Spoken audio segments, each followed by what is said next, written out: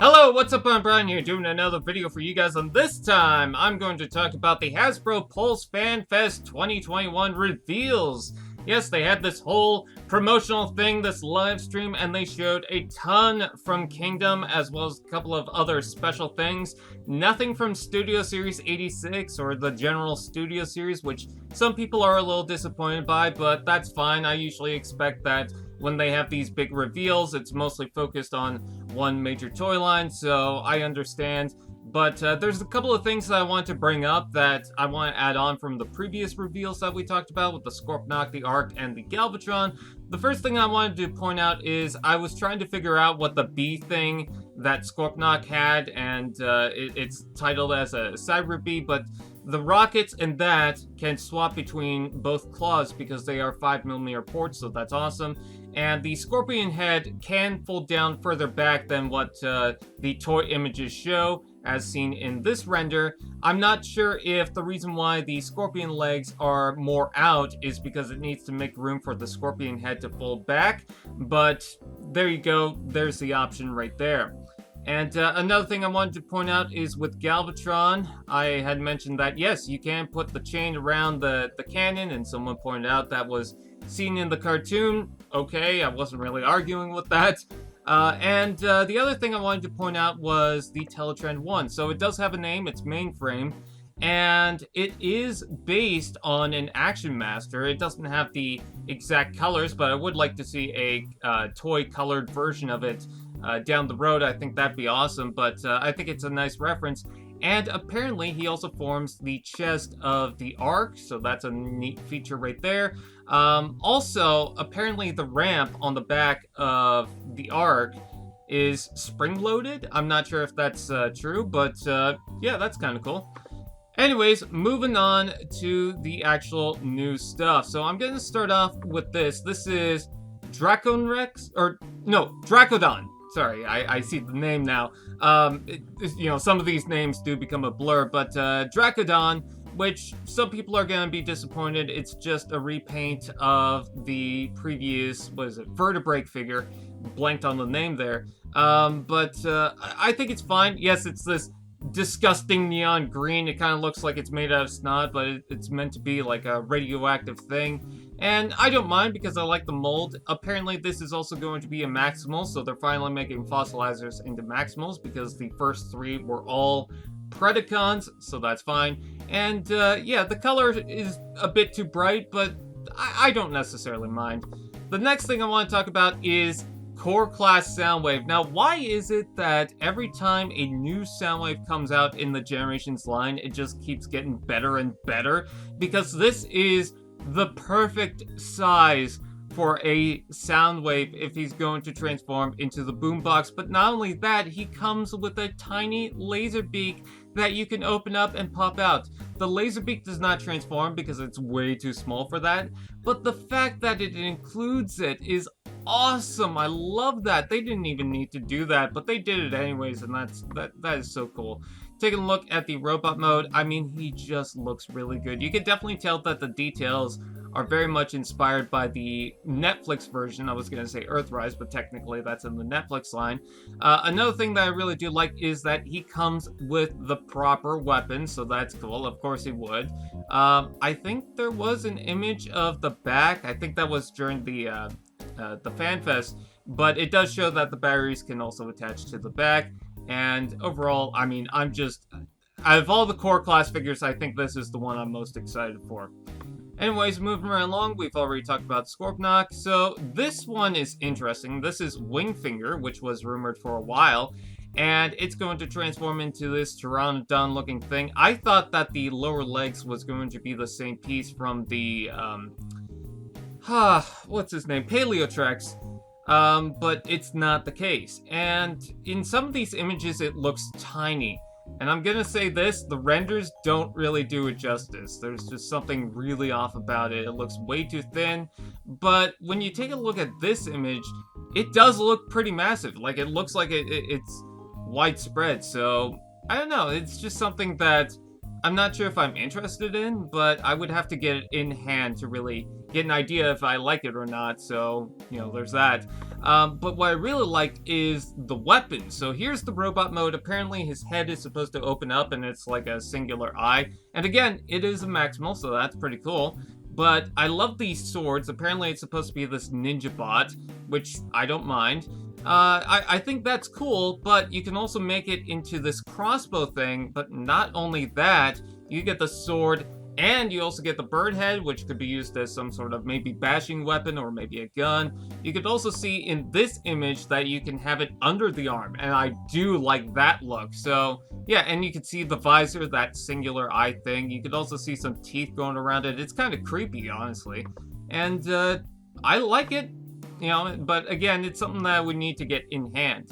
The next thing is tracks, so we definitely need a Neil nose at some point because that was the only thing in that previous fan vote thing that we never got. So yeah, he transforms into a very similar car to the Corvette, which is very cool.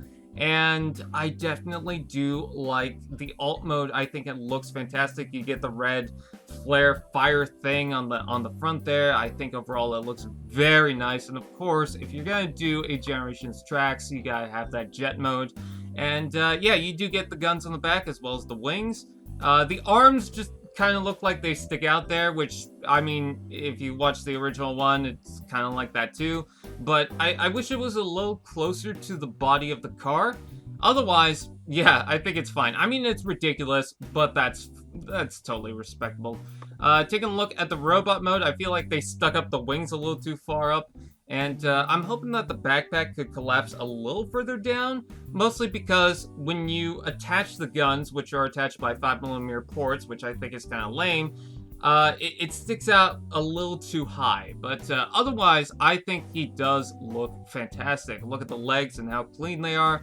The torso, it has a fake canopy for the car, but I think that's fine because it sells in pretty well. I think overall the design is nice, and yeah, I'm really impressed with tracks. The next thing I want to talk about is Rhinox. Yes, they're doing Rhinox, of course they are, with the Kingdom line. And so, with the alt modes for these beasts, they take it more like, or they take the details and they inspire it more closer to the real world, you know, rhinos and cheetahs and whatnot.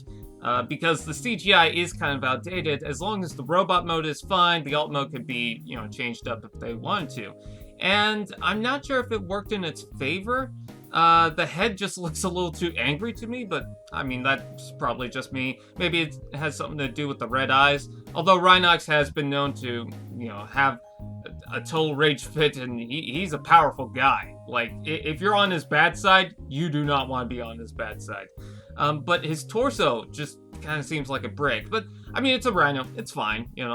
I'm not complaining too much. You can see the gaps, you know. You can see some of the green from the robot mode stick out. But overall, it's fine. I think they should change the color of the hinges up here. But otherwise, yeah, it's all right. And then the robot mode. So, I like it for the most part. I like the fake jaw, even though, yes, the real jaw of the Rhino mode is right there. I can see it at the top of the head. I like how wide it is for the robot mode, and I like the gold paint applications inside it, so that's very nice. The weapons, I feel like, are a bit too small, especially on the back part. But what I do like is, it seems like they will combine and be stored in the Rhino mode, because you can see with the ports and the portholes on the front there that attach flare effects, that it seems like they will be able to fit with each other. But what I don't like so much is the head. I don't know if this is just me, but it kind of feels like a combination of the CGI original cartoon and the toy, and I'm not sure it really blends well. Maybe it has something to do with the gold. It just kind of feels like it's slapped on. Doesn't really flow with the overall toy, but otherwise, you know, I'm fine still. You know, I got the Thrilling 30 Rhinox, but I'm still interested in this because, you know, I want a proper Rhinox that goes in the Kingdom line, but it does seem heavily inspired by the original Thrilling 30 Rhinox toy. And yeah, I think it's totally fine. Moving right along from that, we also have the Rodimus Prime. So I'm just going to touch up on a few things. It comes with a couple of additional flare effects. That is a smoky color. It's not really transparent, and I wish it was, but not bad.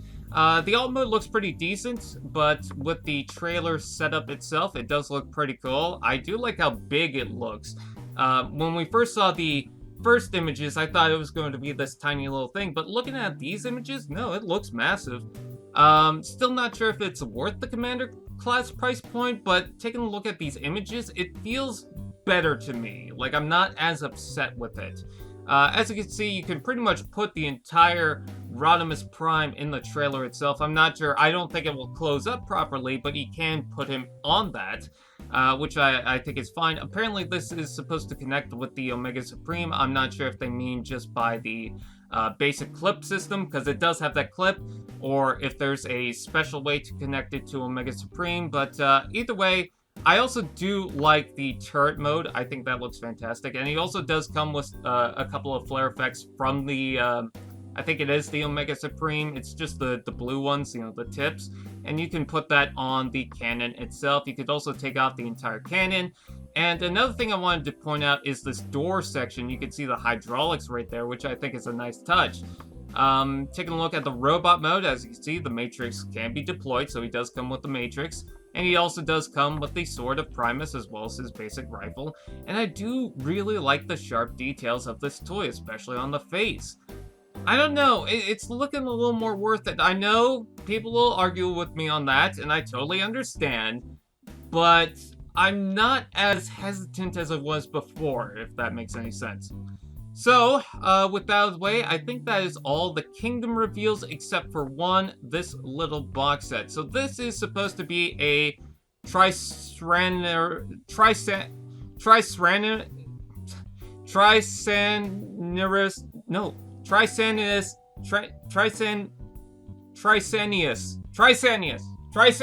Aha, got it. That was a hard one to say. So this is going to be a repaint of the Dracodon, and it kind of reminds me of Rampage, so I kind of want to put it next to, you know, the Tarantulas, but this is going to be the new box set, and it's going to be much like the one that came with the Brunt repaint. That was the Centurion droid, which never showed up in my area, but it's going to be a deluxe class figure that's kind of this weaponizer gimmick, and it's going to have all these additional things. So it's kind of like a whole entire weapons pack. Now, this one just comes with flare effects, which I'm a little disappointed by. It doesn't really come with anything new or additional for any specific figure. I guess the original one just blew it out of the park that they didn't really feel like they needed to. And there's a huge lack of blast effects in the Kingdom line. It seems like only very few figures seem to get them. We've got the same flare effects from the blowpipe, the caliburst, the jetfire for the blue ones, and then for the purple ones, or the pinkish ones, we've got the same blast effects from the Omega Supreme, as well as I think they come from Slitherfang or Sound Barrier. But taking a look at the actual figure itself, I do like this fiery, volcanic kind of burnt color scheme with the red, the orange, the black. It really looks good. It's got this glowing effect to it. You could also replace the horns for the blast effects, which I thought that's kind of awesome. And the robot mode definitely looks really cool. Yeah, I'm into this, you know? I wish it would come out in my area. I'm not sure if it will, but here's hoping. Anyways, last but not least, actually no, not last but not least, I want to save this for last because this is something that's got my interest, but let's move on to this. This is Optimus Prime, the Robosen Prime, and for those who don't know, this has been in the works for a while. I believe there was this video going around of this automated transforming toy, and I guess Hasbro picked it up and decided, you know what, let's go ahead and produce that. Let's make an official version of it. It's definitely going to be expensive, but it seemed like it was going to be hell worth it, because I think you need to watch the Fan Fest thing just to watch this in action, because, oh, wow! Wow, is it incredible, especially when it's trying to do that action hero pose. That looked amazing.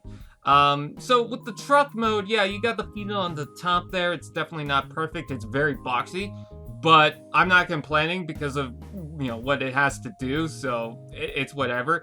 It does look pretty good. I like the details on the tires, oddly enough. That's one thing I need to point out. And yes, you do have some light-up features. It's, of course, got sounds, and it's voiced by Peter Cullen. It's good to see him around again, because it's been a while. And taking a look at the robot mode, for something that's meant to be this robot that automatically transforms, it's a voice command thing, or you could use your phone and it will do stuff. For something like that, it actually does look really good. I'm quite surprised by that. I thought, okay, they might cut some corners, and it seems like they kind of do, but it actually does look pretty decent and a lot of fun, and I will not lie, a part of me is interested in this. It's going to be expensive, but I'm not sure I kind of want it. And last but not least, this is the thing that's got me excited, because not only does this figure exist, but that means that more is to come, and we had that listing rumor a while back with the Megatron Starscream. We recently had Jetfire and Goldbug. This is Blurr in the Shattered Glass Deco. Yes, I love the idea of putting out more Shattered Glass figures, and it's got a really interesting box. I don't think we have an image of it right here, but you really need to see this packaging. It's kind of like the Studio Series one, but it's been broken up, which kind of goes along the lines with the Shattered Glass theme. But it's got these kind of corners to it that it just, I don't know, it looks really good. And I love the colors of it too, especially the Transformers logo with the purple fading to the red. I think that looks amazing. And it shows a bit of the artwork at the front, and I love how they do that. But taking a look at the alt mode, you get this lightning streak, you get some darker colors with the blue, but you still get some light blue and the gray, replacing the white. I also love the yellow cockpit. I think that's very nice. This is a repaint of the Studio Series 86 figure, which I'm still having a hard time trying to find. But, oh my god, he looks amazing. I love it. And taking a look at the robot mode, for the most part, I mean, he looks really good. Now, I'm starting to really like those things that are underneath his arm, mostly because you get the lightning streaks, and that looks pretty nice. Again, that yellow cockpit is just really glaring, and I love it. The one thing that I'm not a huge fan of is the head sculpt. Now, I know people have been upset with some of the Studio Series 86 head sculpts, but I gotta say, for Blurr, it just seems very weird. Like, he's got this big smile on his face that's kind of creepy, which I guess kind of works, but his eyes look a little too far apart. You get the red, and then you also get that eye patch, which I think is awesome. Now, apparently, these are supposed to come with a comic book series, so apparently there's going to be a 5-part comic thing, so that's pretty cool that that's coming back. And if you've got the Optimus Prime and the Ratchet, well, then you're set to start up with the Shattered Glass line, because I am super interested in this, and I'm glad that they're not just coming out in the brown boxes. As much as I kind of like those, I'm glad that they got their own packaging, and Shattered Glass has some respect. So, totally interested in this. Curious what else they'll do, if they'll just stop at Megatron, Starscream, Jetfire, Goldbug, because this is a 5-part comic series, apparently, and that's just 5 figures right there. But I guess we'll just have to wait and see. Anyways, with that said, what do you guys think? What are you most excited for? Please comment below, let me know. Please like, comment, share, subscribe, and all those fun doodads, and I will see you guys next time.